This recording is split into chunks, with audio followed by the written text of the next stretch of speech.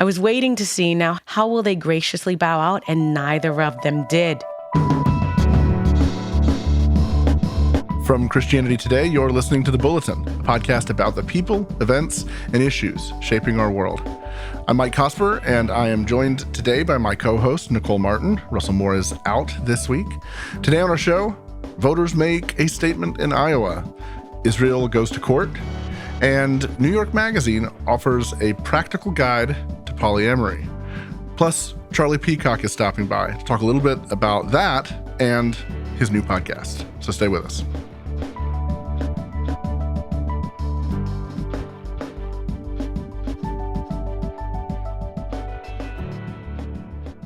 All right, Nicole, the first votes have been cast in the 2024 election, and it's pretty clear Donald Trump won the Iowa caucuses. Final results, Trump 51%, DeSantis 21%, Haley 19%, Vivek Ramaswamy, despite his very effective strategy of going door to door and greeting everyone who came to the door with, "Debate me," came in fourth place. So, okay, where do we go from here? What did we learn in Iowa this week? I think we've just been learning the same thing over and over, which is people will double down on what they believe to be true, whether or not that is actually true. And I think the hard part was seeing all of the outrage that happened from the results. There were reporters and journalists that were just outraged. There was a lot of, this is the fault of white Christians in Iowa. This is the fault of people who don't read. But it also, I think it's a good lesson again on what I'm now seeing is authentic gangster mentality. People join gangs because the killer at the top is someone they all give power to and credence to and respect to, and they want to be him. So I have ceased being surprised, but I do think there's a lot more underneath the surface. And my question is Iowa just Iowa? Is that an isolated thing? Or is what we see in Iowa something that we are going to see in other states?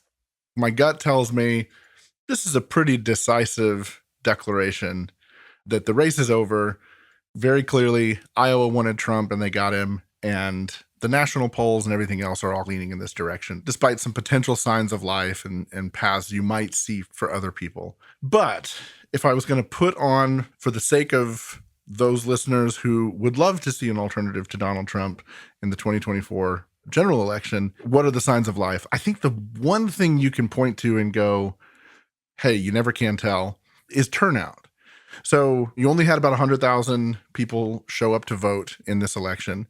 It's way down from 2016. Now, there was a blizzard going on, but you also have this drumbeat from Trump, from Biden, from everyone across the spectrum that this is the most important election in our lifetimes. And only about 100,000 people came out. I pulled up the numbers here. 2016, Ted Cruz won Iowa. He had 28% of the vote. Trump came in second with 25% of the vote. Notably, he said that Ted Cruz stole the election. And then Marco Rubio came in third with 23%. Trump's total, with only 25% of the vote, Trump's total in 2016 was 45,000 votes. His total this year winning was 56,000 votes. So he's up 11,000 votes from 2016, right? Which, when you think about it, like, not terribly impressive. But it's also one of those things where you look at the numbers and you go, like, when people say, oh, who do we blame? Well, let's blame white evangelicals. Let's blame uneducated voters. Whatever the demographic is that you want to blame. At the end of the day, there are 1.5 million active voters in the state of Iowa. About 700,000 of those voters are Republicans. So you had 1 in 7 registered Republicans showing up to vote. If the problem is uneducated voters and educated voters need to show up, then why didn't they show up? If the problem is educated voters, whoever you want to blame, it doesn't matter. Nobody came out to vote for this. And so whatever sense of urgency people want to import into this election, I think the biggest takeaway is the fact that nobody came, that the numbers were so significantly down. And if I'm hearing you correctly about the numbers from 2016 to now, is it a fair assessment to say that Iowans probably had a bit more faith, confidence in Trump's competitors at that time than they do now? Or is it just different times, different scenario? Yeah, there certainly was a willingness to entertain other candidates. There certainly was an eagerness to go out and support different candidates. There was a lot of talk before the election that there was going to be a surprise the day of because DeSantis's ground game in Iowa was so good. He spent over $100 million in the state trying to make something happen there, and nothing comes of it. So I think the lack of voter enthusiasm is probably a significant sign of just people coming into this year going, man, there's a lot of despair, but it didn't translate into people saying, we want to vote for the alternative. And it's really remarkable when you think about who the alternatives in this election were. Haley is definitely running as like the classic Reaganite kind of Republican. DeSantis is saying, I'm Trump without the drama. That's his message.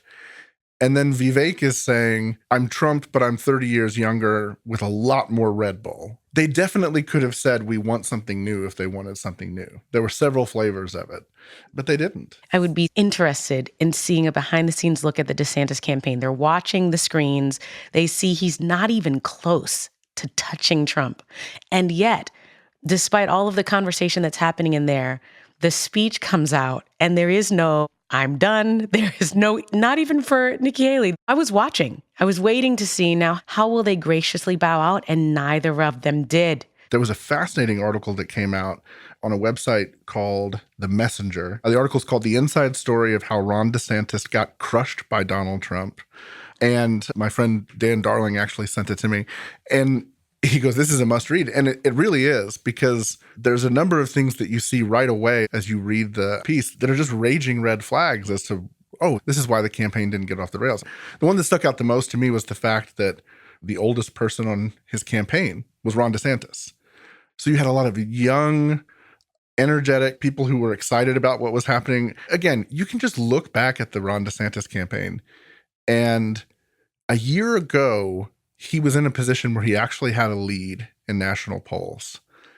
And then from the moment the campaign actually started on Twitter with audio feedback and weird noises and, hey, is this thing on? And just like from that moment forward, the thing just stunk of doom and it never recovered. It blames a lot of it on the candidates and kind of his inner circle, but it also blames it on this, we're going to do it differently. We know how this is done. We don't need the old guard around. Meanwhile, Trump ran a very conventional Iowa campaign. He went to all the counties. He did a lot of stump speeches. He ate a lot of pizza. But yeah, going from here, I think that the challenge for Trump right now is just don't be crazy, right? The only thing that's going to stop Trump is Trump. This is a Truth Social post from 12:59 a.m. this morning, all caps. A president of the United States must have full immunity, without which it would be impossible for him, her to properly function. Any mistake, even if well-intended, would be met with almost certain indictment by the opposing party at term end. Even events that, quote, cross the line, close quote, must fall under total immunity, or it will be years of trauma trying to understand good from bad. There must be certainty. Example, you can't stop police from doing the job of a strong and effective crime. This is still the same tweet. You can't stop the police from doing strong and effective crime prevention because you want to guard against the occasional rogue cop or bad apple.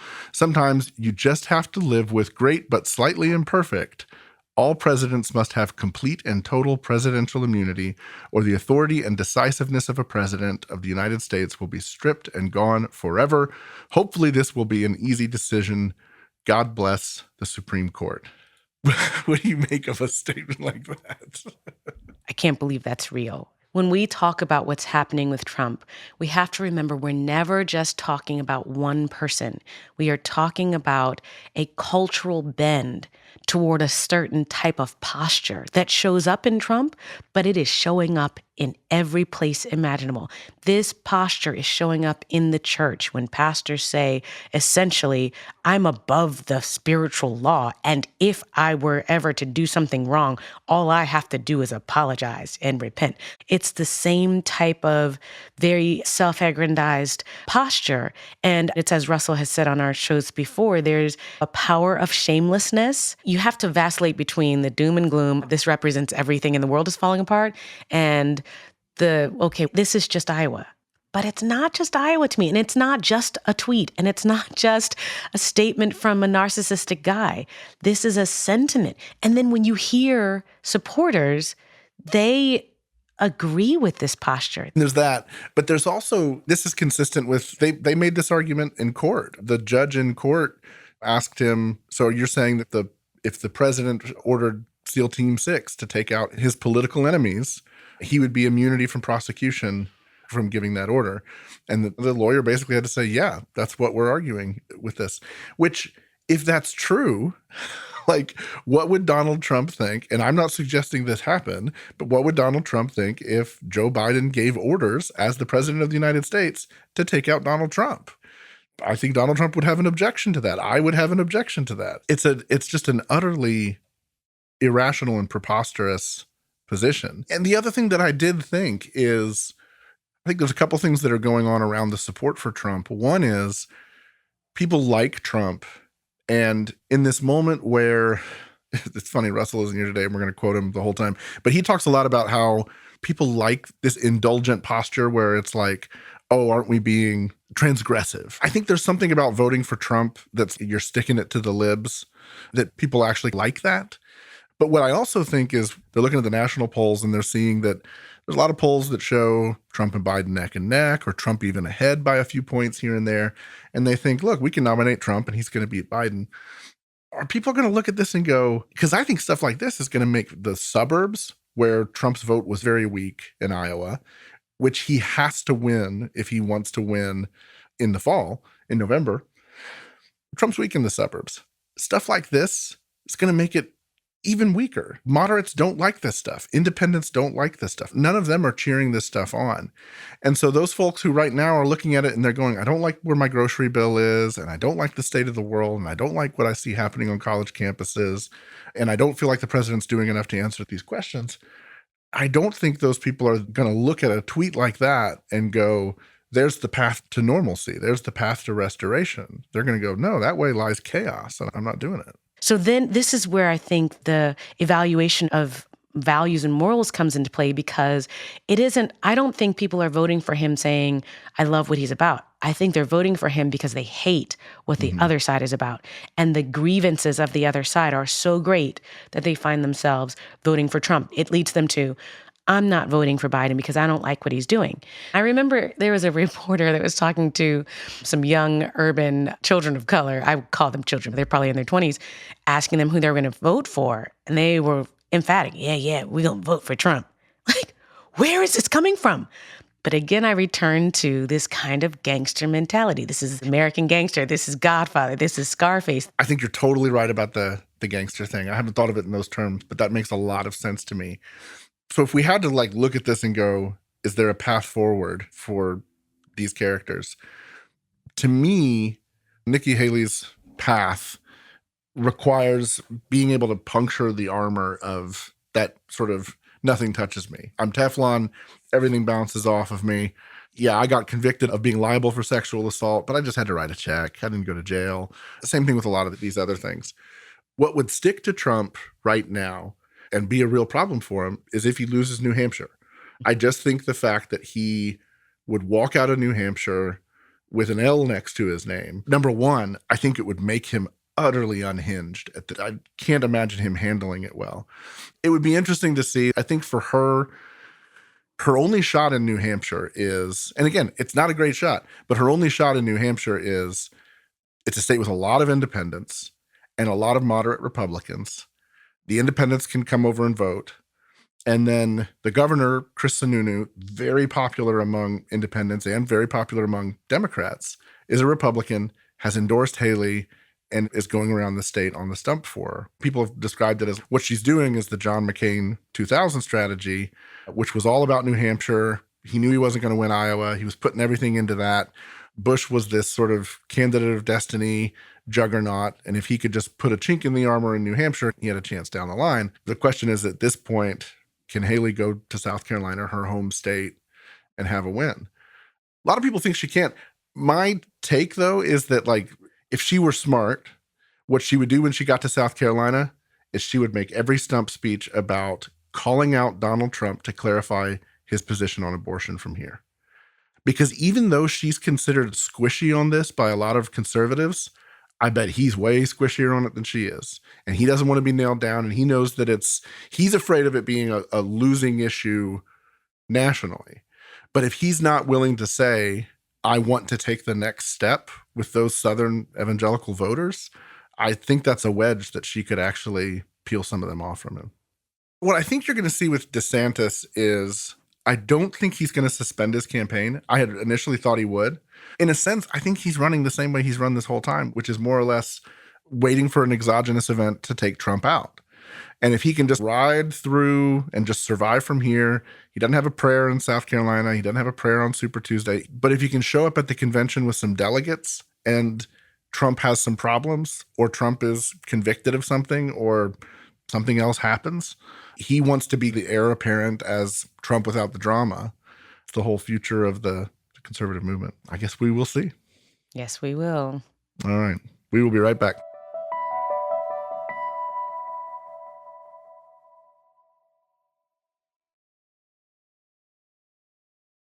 We're back, and I am actually really looking forward, Mike, to talking to you about what's happening in Israel, given your expertise, and especially this miniseries that you're working on, which has been really good. I'd love to get your perspective on what is happening with Israel going to court. On January 11th and on January 12th, the International Court of Justice held public hearings for the case that was brought on December 29th by South Africa against Israel for alleged violations of the Genocide Convention during its operations in Gaza. This is an interesting situation. Very few Americans would even understand what that looks like or what it means that one country is bringing another country to court. But can you unpack for us several things? First of all, why South Africa? Second of all, what does it mean that South Africa is alleging these types of violations against Israel? Yeah. There were remarkable speeches made on both of these days. The prosecution spoke on the first day, and then Israel put up defense the second day.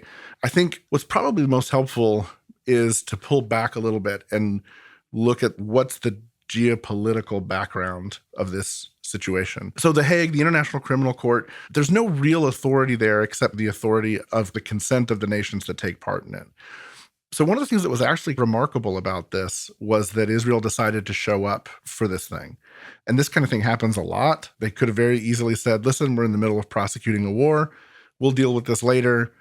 South Africa could have come and made its case, and the deliberations could have gone on, and The Hague could have made a judgment one way or the other, and Israel could have said, we'll respond to this later, we'll defend this later. But they sent this sort of crack team to show up and make a defense, which I think says a lot about Israel's confidence in its tactics. And that was very much a feature of what they laid out on that Friday speech. Here are the things that we do to mitigate civilian casualties.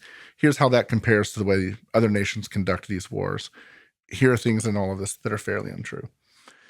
The other thing that's important to know in the background of all of this is that we're living with about 50 years of history in which there has been a strong movement inside the UN and inside the sort of global community to frame like the idea that Zionism is racism. Like that was an idea that was endorsed by the UN explicitly in the 1970s. And there were Cold War tensions around all of this. The Soviet Union was behind a lot of this stuff. There was a lot of Marxist language and propaganda attached to it. And so it was around that time, you think post the Six-Day War, 1967, that's really when like the rise of Palestinian nationalism becomes a thing, where it's really not until after 1967 that Palestinians are asking for their own state. The territories we know now as Palestinian, the West Bank and Gaza, were Jordan and Egypt prior to that. And this idea of we want independence, it's not about necessarily, it was always about getting rid of the Jews, and it remains that case with Hamas explicitly to this day. But the idea that this conflict was about freedom and liberation for the Palestinians really didn't come into being until around the time of this movement. The reasons a nation like South Africa is involved in this is because we've heard a lot about colonialism since this war started. And you've heard a lot of rhetoric about Israel as a settler colonial state and all of this. South Africa has a long history with colonialism, and they experienced the absolute worst of it. Colonialism is, I take my army and my people and I occupy your country. I subjugate you as a people, and I take your resources to the global market or to my home state or whatever, and I profit off of them. It creates this two-tiered society. It's terrible for those who are subjugated to it. It was terrible in South Africa. It was terrible in Algiers. It was terrible in India. Much of the 20th century was the history of the undoing of that kind of colonialism. The Palestinian national movement adopted that language in the 60s and 70s. And that was accepted uncritically in the midst of a lot of this stuff. But here's the thing. Israel was never a colony in that sense. Yes, it was part of the British Empire, but it was never, unlike South Africa, it's not like there were mines there where the workers were being almost slave labor conditions, harvesting things and sending them back to the home country.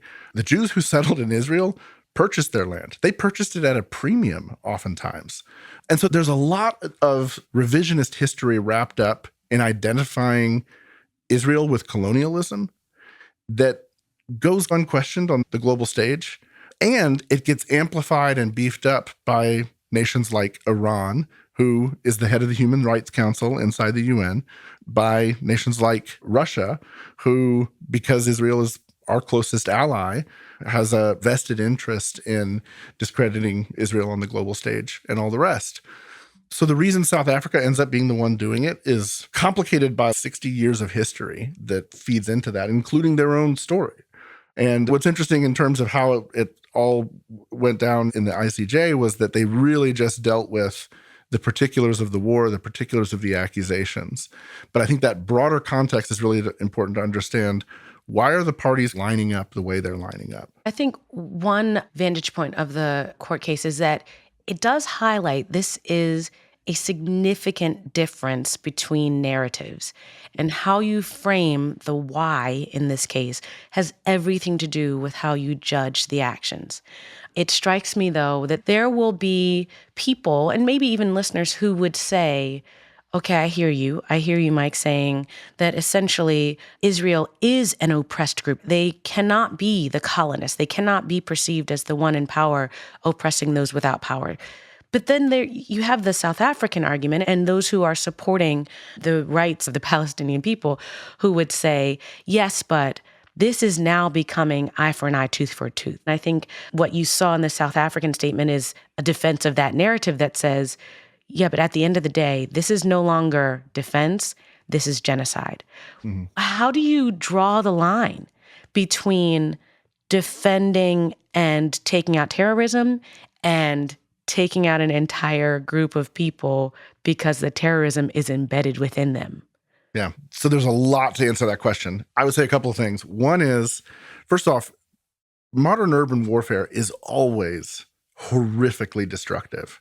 And one of the things that happens inside urban warfare is what they call it spider webbing, right? So a modern military fighting an insurgent force or a guerrilla army or a terrorist army or whatever, they're looking at a city block and they're saying, okay, in that house over there, there's 8 terrorists, so we've got to blow up that house. They warn the neighbors, we're going to blow up this house because there's terrorists inside. And of the 8 terrorists in there, 6 of them get out before they blow up the house. Those 6 guys show up at the next building across the street, and same process again. And that happens over and over and over and over again. And you get the spider webbing effect of taking out an entire city block, one building at a time, because of 1 or 2 targets at a time, while you're trying to move the civilians out of the way as you do it. We did it in Iraq over and over again. And if you look at some of the photos of the devastation in that war, they look very similar to the devastation that we see now in Gaza. That's not to say, see, everybody does it and it's okay. And that's not to dismiss the level of suffering. It's horrific. But what I think critics of Israel in this war don't understand is that this outcome was Hamas's design. This is what they expected to happen. This is what they wanted to happen. They knew that the Israelis could not let the status quo go after October the 7th, because When you think about what the citizens who were living on the border experienced, the idea that the state could just tell people to go back home without some sense of security that the threat had been eliminated or significantly de-escalated, they knew that they were coming into Gaza. And they embedded themselves in schools and hospitals and all of this civilian infrastructure and dug tunnels under neighborhoods and apartments and everything else. They did all of this deliberately, in a sense, baiting Israel into it, saying, I dare you to come after us because the world is watching. And what the world is going to see is crying children, blown up schools, blown up mosques.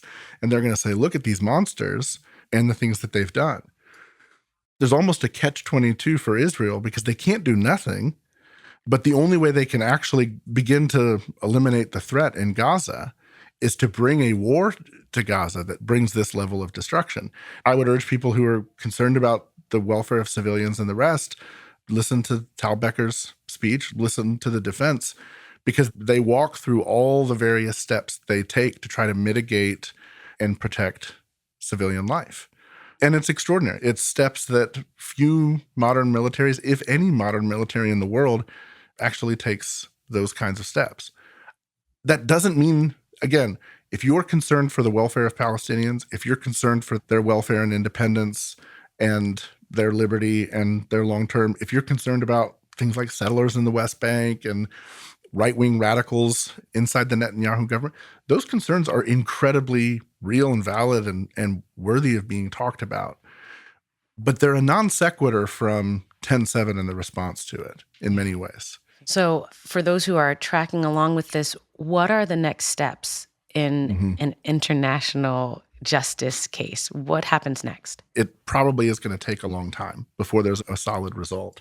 One of the other ironies of all of this coming from South Africa is that anybody who's followed the Israel-Palestine conflict closely is familiar with something called the Goldstone Report. So after the first Israel-Hamas war in 2009, the Palestinians accused Israel of targeting civilians, and the UN formed a commission to investigate this. And they put this team together. It was led by a South African litigator, a legal scholar, whose last name was Goldstone. It was named after him. And after a year-long or more investigation, they released this Goldstone report that basically said, yeah, Israel committed war crimes and they deliberately targeted civilians. And if you read the executive summary of the Goldstone report, it's very damning. It looks very bad for Israel. But then people began to look at it and looked at the investigative process. And one of the things that was very obvious right away was they would come to Israel. They would say, why did you blow up this house? And Israel would say, we blew it up because there were terrorists inside it. We'll double check our work. Then they would go to Hamas and say, were any terrorists killed in this house? And Hamas would say no. And they'd say, okay, so you targeted civilians. And that was it. They literally took Hamas's word throughout this report. So much so that in 2014, Goldstone himself, the man who led the commission and wrote the report, published an op-ed retracting it because by then Israel had issued their report, their investigation, where they documented each one of their findings in each one of these cases. And Goldstone basically said, look, if we'd known then what we knew now, we would have never accused them of war crimes. I don't believe Israel targets civilians and all the rest. These things take forever to suss out. But what you have built into the global ecosystem around this is this knee-jerk reaction, again, because of, I think, some of this anti-colonial ideology. There's an argument to be made that some of it's because of anti-Semitism. Another one of the sort of famous South Africa interactions with Israel is when Jewish refugees in the 20th century were looking for places to go.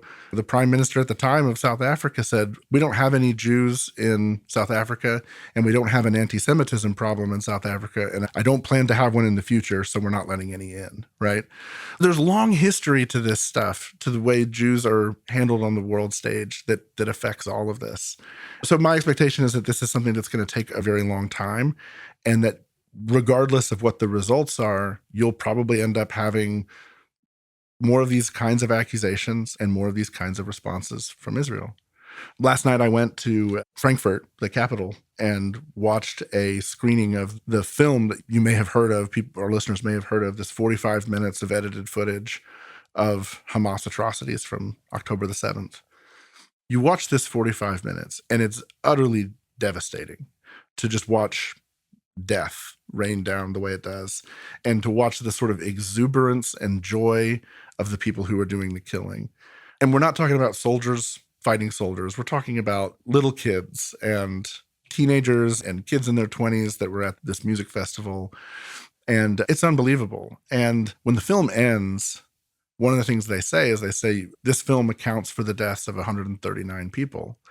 That's roughly 10% of the people who were killed on October the 7th. And when you get to that moment at the end, you're so exhausted by what you've witnessed. It's so draining and heartbreaking. And then when you realize this is just a fraction of what took place, it's numbing. And during the screening of the film, we're watching this thing and we can hear screaming from the parking lot, "Free Palestine," "From the river to the sea," like all the chants that you're used to hearing in all of these different places. And it was particularly the "From the river to the sea" chant that got to me, because I'm hearing that and I'm watching people whose ideology is from the river to the sea, killing Jews, children in their pajamas. It's unimaginable. And I think where this all comes together is back to this idea that, yes, Hamas has a militant Islamist ideology that says, we want genocide. The anti-colonial stuff is not morally neutral. This isn't just a mistaken idea. Yes, colonialism is bad and is terrible. But when you look at the intellectual sort of bright lights of the movement, people like Frantz Fanon and some of these others, what they embrace in overthrowing colonialism is revolutionary violence. And revolutionary violence, this sort of Marxist notion of violence, like whatever it takes to usher in the next phase of history, that's the language of Palestinian liberation. That's the language of people like Layla Khaled, who was a PLO hijacker from the 1960s and 70s, who gave a speech celebrating October 7th at a human rights conference in South Africa on October the 14th, right? So there's just stuff like that where I just feel like that larger context of the way people are seeing this through these ideological lenses, it's real easy to march around and say colonialism's bad. We want to set the Palestinians free from the river to the sea. What's more difficult is to acknowledge that behind those kinds of statements are often an implicit or an explicit embrace of the kind of violence that kills women and children in their beds. This is always a space where I feel the need for lament and grief as we talk about what's happening real time. But I'm just grateful that you were willing to unpack it for us and to share with us. Of course. We'll be right back.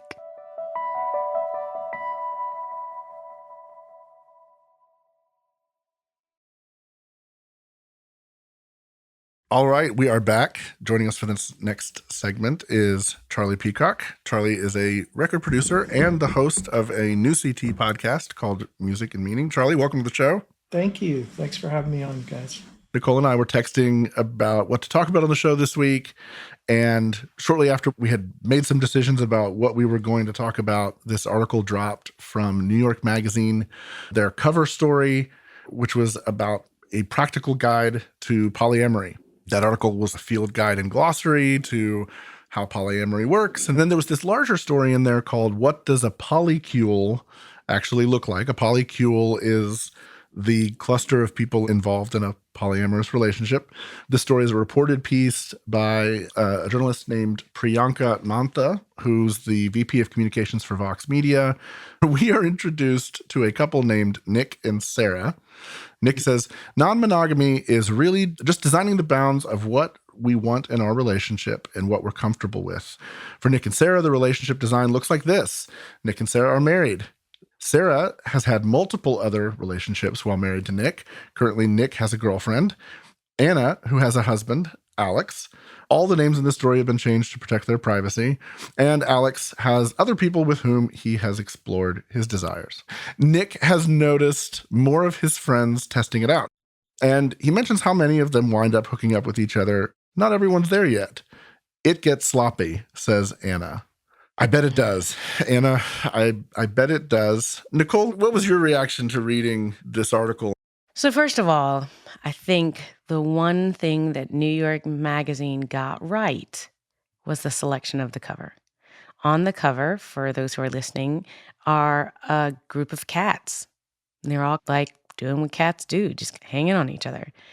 And my first thought was, That is a true depiction Hmm. of what is now called polyamory. It is an acknowledgement of what some people would call our nature, which is to just allow your body to do whatever it feels willing and ready to do. And Judges 21:25, and everyone did what was right in their own eyes. Mm-hmm. And I was thinking as I was reading it, this makes room for the kind of resurgence of understanding the beast within you in a way that I would say underscores even more the importance for a gospel that I would argue is hardly being preached in our churches. When I read the article, I paused and thought to myself, when was the last time I heard a sermon about ethical sexuality in the church? It struck me as such a story of lost people, like people who are lost and looking for meaning. And there's a point in it where it describes how the relationship went from semi-open to more open, where honestly, your heart kind of breaks for the guy in the relationship because he doesn't want to necessarily, but he doesn't want to lose her. And so you have this sense of these people who are lost, but don't want to lose connection, but they don't know who they are. This woman, Sarah, says, I feel really deeply connected to the journey of truth of my own soul, and I believe a lot in self-awareness and self-knowledge. That's something that's always undulating and changing for me. This is a person who's trying to figure out, who am I? What is my life about? Exactly. Yeah, I think with a subject like this, as with many of these that would fit into this category, that a conversation about it can go wrong so quickly. And to me, what the gospel does for the person who professes to be a follower of Jesus is it sets you up to begin with empathy and to be really open-hearted to the people in this story. And so I would start there because, I have a lot of things in my story that don't make any sense, where I've been incredibly confused about things and made really poor choices. So that's the starting place for me. But then I also have to immediately move into my own experience, let's say my experience over these last 50 years, and the fact that I have lived long enough to live through multi generations. And then I'm also a music historian and a lay theologian. I've had just enough seminary training to be dangerous.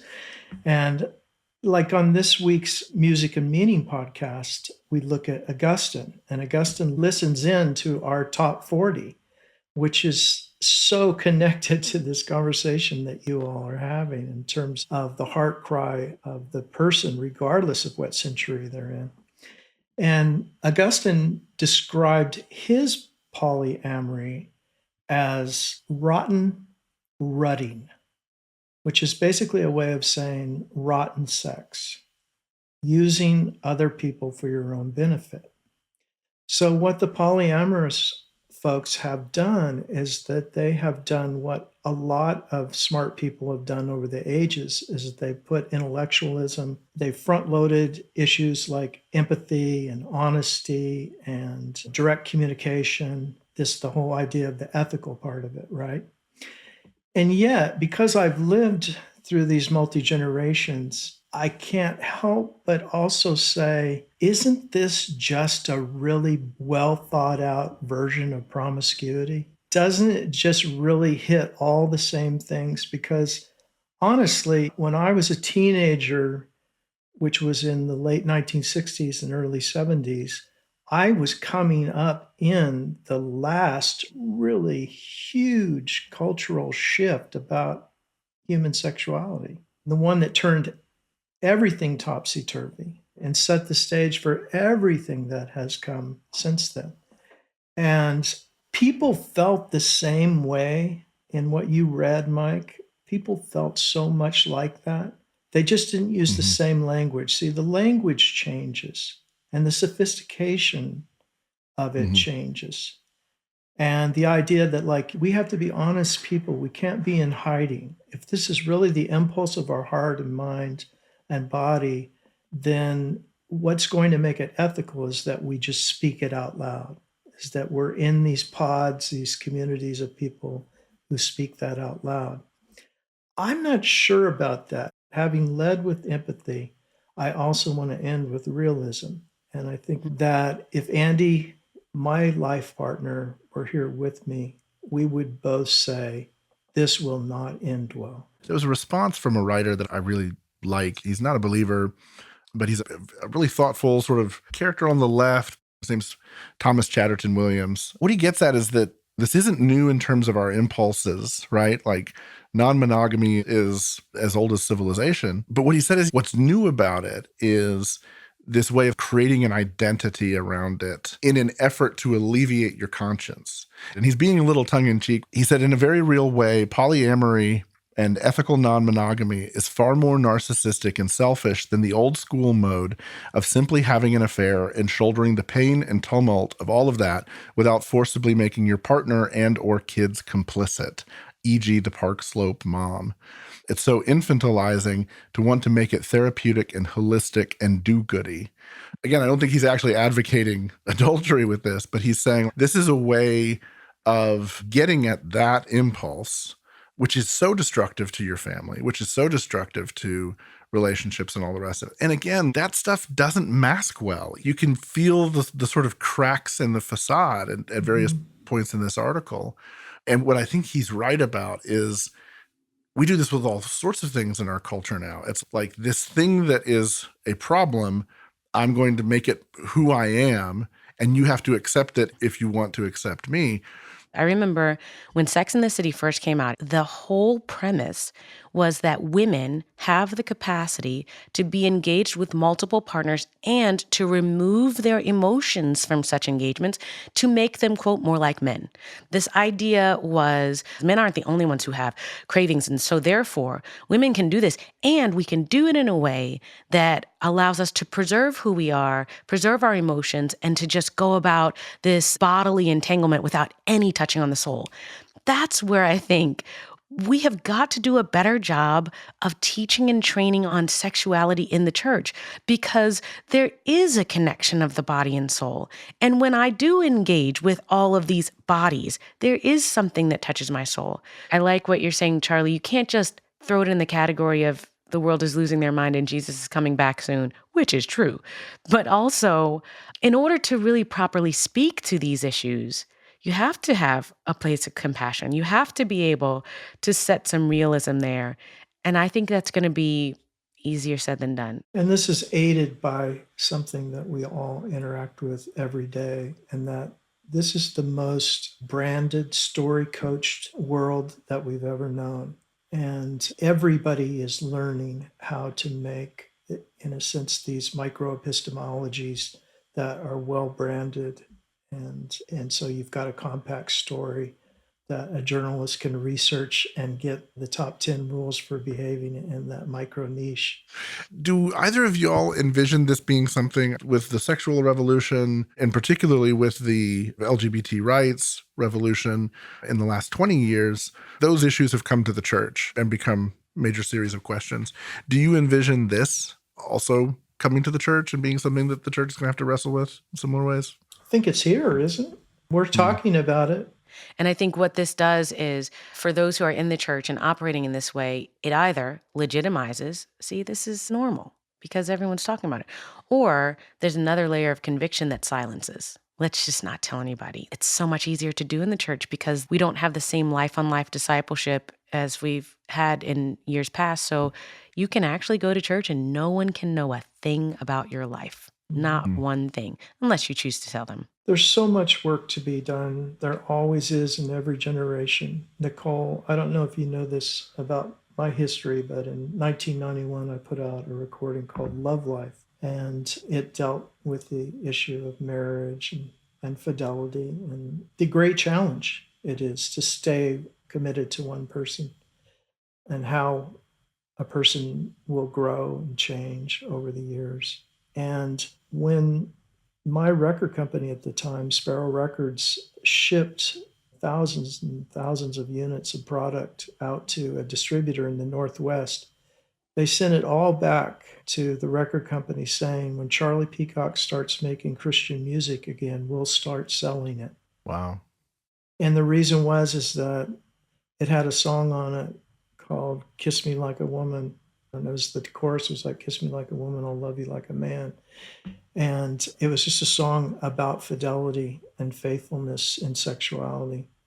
So we've had this problem for centuries, and it is as Yeah. contemporary today as it was in the story I just told you. Oh, it reminds me of another great Augustine quote in terms of how the age of the problem. One of his prayers in the confession, Lord, give me chastity, but not yet. Yes. Yeah.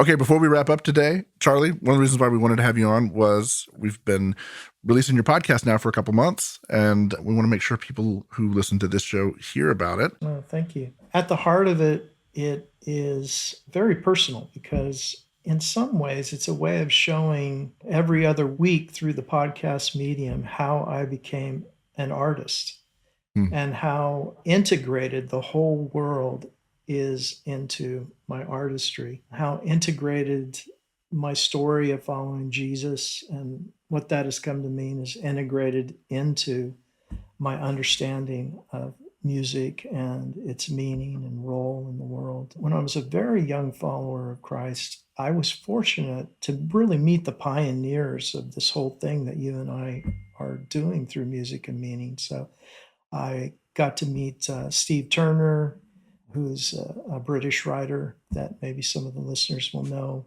has written amazing biographies of Johnny Cash and Jack Kerouac and many others. He's really just an expert on all things Christianity and music. And he was a part of a group of people in Sacramento over 40 years ago now who were really the pioneers that they would put out these vinyl albums. They would take on a subject of transcendence and prayer and music, and then they would go interview the Grateful Dead and talk to them about, so what is your thinking about, like when people are lost in these sort of transcendental states, dancing for hours and hours on your music, right? And they would just tease out all of the ideas and the meaning behind that. And then they would do the same. And they were some of the first people to look at pioneers like someone like a T-Bone Burnett, right, who had in the early days been involved with Dylan and sort of straddled that fence of, am I in the Christian world or am I in the mainstream music world? And this group of people that I learned from, they were just the first to do this. And I think once I started studying cultural apologetics more, then I found the sort of the more organized language for what it was that I'd been doing pretty much my whole life.